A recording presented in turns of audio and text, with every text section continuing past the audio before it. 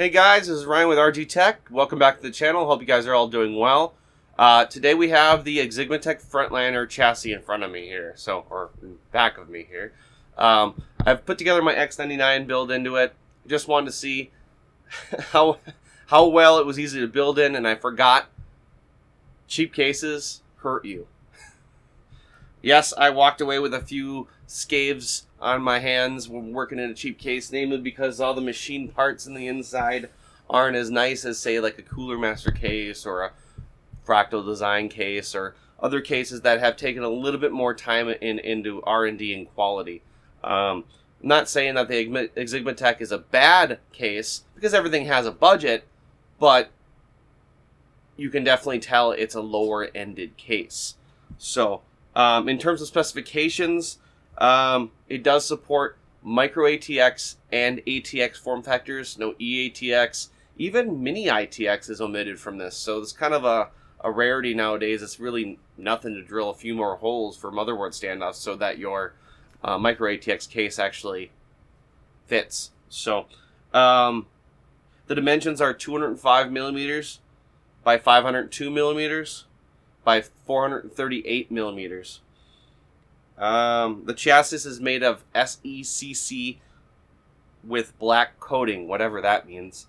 Some of the panels are black ABS. It does feature an acrylic side panel. Very, very, very thin. It's smoked. It's okay. I would have more preferred more of a clear acrylic panel.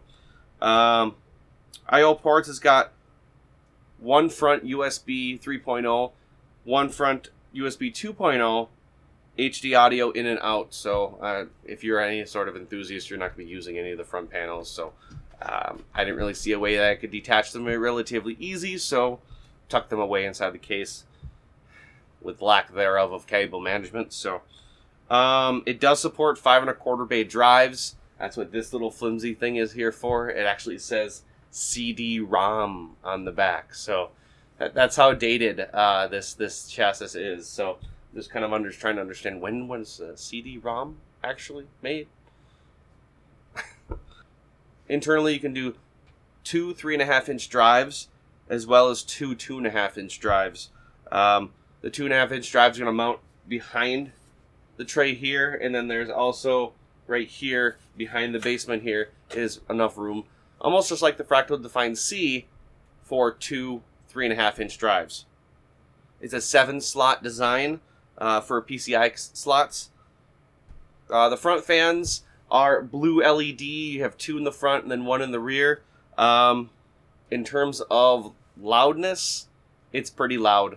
Definitely the loudest PC I have in my workshop here. So, do I recommend them? No. If you can, swap them out, but then you're far exceeding the cost of the case when you swap out the fans.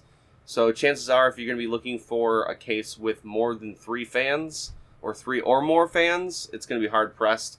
I mean, they're not bad fans. They push a decent amount of airflow, but they're nothing compared to a cheap pack of Cooler Master fans. So take that as you will. As far as water cooling support, it does support a 120 in the rear and then a 240 in the top. Nothing more.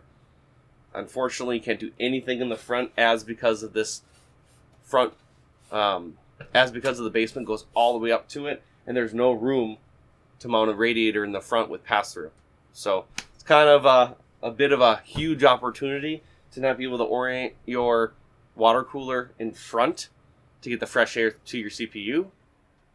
My CPU, which is an X99 5820K, idles around 34. I'd imagine gets right up there to around 60, 65. Realistically, temps are not going to be a big issue. There's a lot of airflow in this case. I'm not complaining about airflow whatsoever. It's just, it's cheaply made. It's very cheaply made. So, do I recommend this case? No. This case is a horrible case. You can definitely feel the cheapness on it. Alright guys, that's going to about do it for my review of the Frontliner by Xigmatek.